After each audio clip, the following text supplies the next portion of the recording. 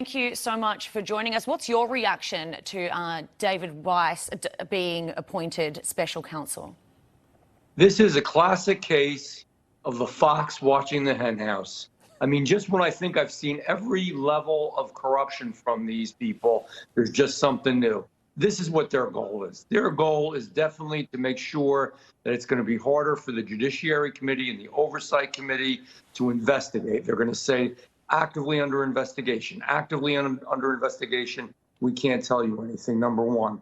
Number two, in state statute, it in federal statute, completely lines up what should be done here. You need a counsel that is going to be independent, that's going to be objective, and outside the sphere of federal government. They didn't do any of these. David Weiss has been involved in this whole process, ongoing, the plea deal, working with Merrick Garland, this sweetheart deal that was put together that no judge has ever seen in their lifetime. I don't know if it's ever been done what they were doing for Hunter Biden ever in the history of the United States, for real. I mean, so he's involved in all that. He's the worst person they could pick.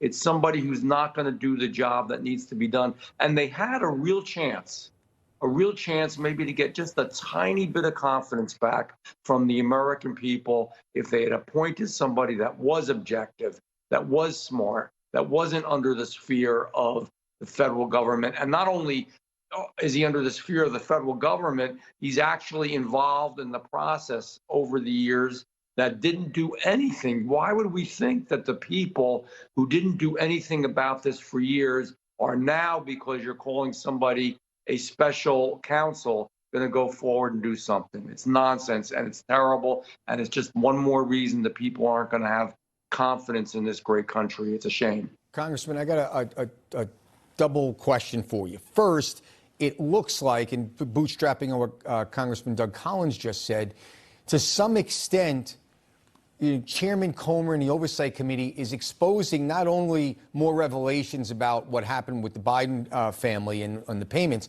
but also that the FBI wasn't following up and doing their job. So if you could comment on that. And then secondly, the politics of this. Does this stink so badly that it turns off some of the voters, even those that would normally maybe lean Democrat? Does this have an effect overall on the election? Well, I'm going to just the second one first. That is why it is time. And I'm going to say this over and over again, co-sponsor of the legislation to do it. I keep pushing it, and I will continue to push it.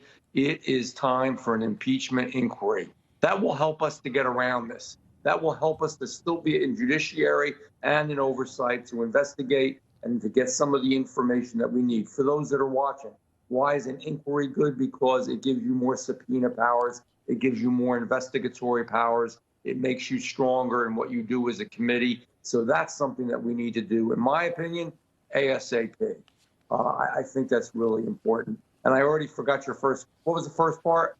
That it says 30 seconds to you that this is also exposing that the FBI didn't do their job. As much as we're learning about the Hunter Biden situation, but we're learning that the FBI didn't do their investigation.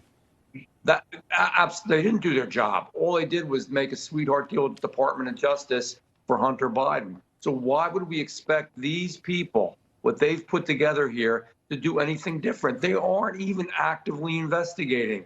I don't believe that they will. I hope I'm wrong, but I don't think I am. And I wish this could be challenged in court, because we're denying federal statute here, trying to get around it, and it's wrong. All right, Congressman Jeff Van Drew, thank you so much for joining us. We appreciate your opinion on this. My pleasure. Thank you. All right, now let's bring in our weekend panel. CEO of Stans Media